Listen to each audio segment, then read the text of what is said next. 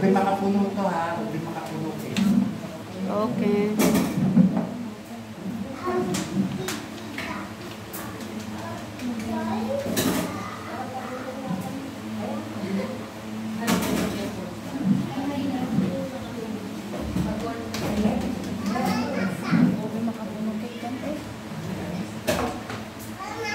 Okay? So, mag-mix muna tayo ng dry ingredients. So, 1 cup, 1.5 cup na kanina.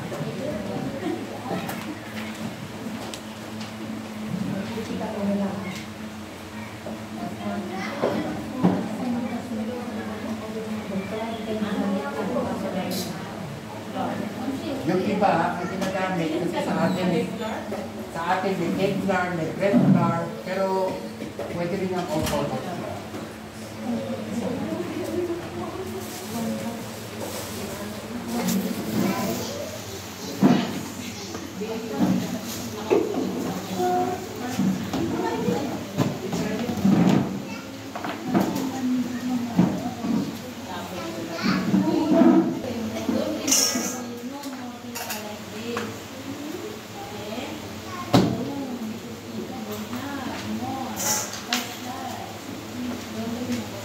Asin, konti.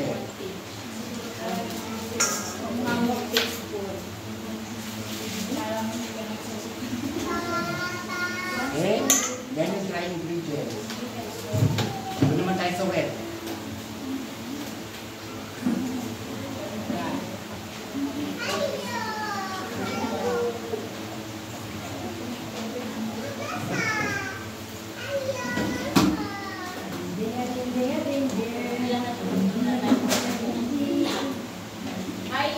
Sa wet, 1/4 na mantika, 1/4 cup.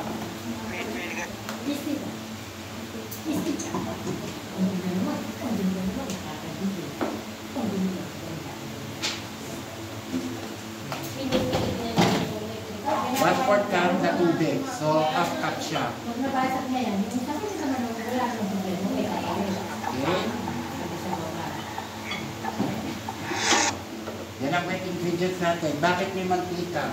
Para yung cake natin hindi dry. Okay? Para moist siya. Okay?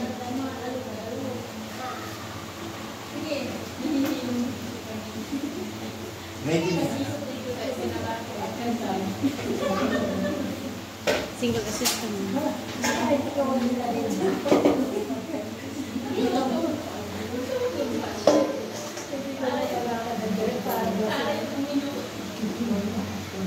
Pag magagawa kayo ng cake, lagi ninyong tatandaan, kailangan, lalo na pag may egg white, kailangan tuyong-tuyo ang gagamitin ninyong mga gamit.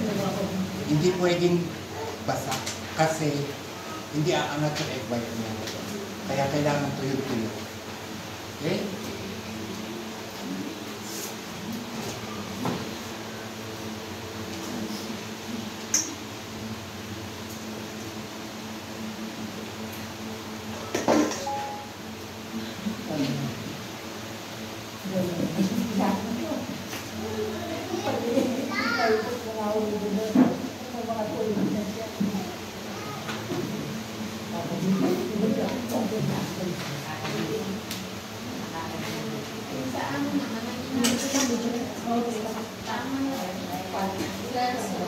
Minus pa natin sa ano nito?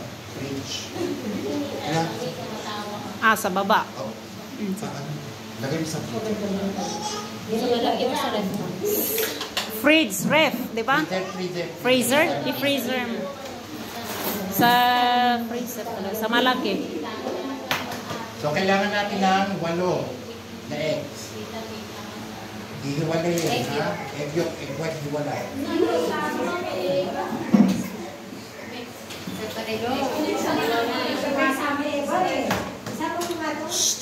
Huwag nang maingay, Marcy.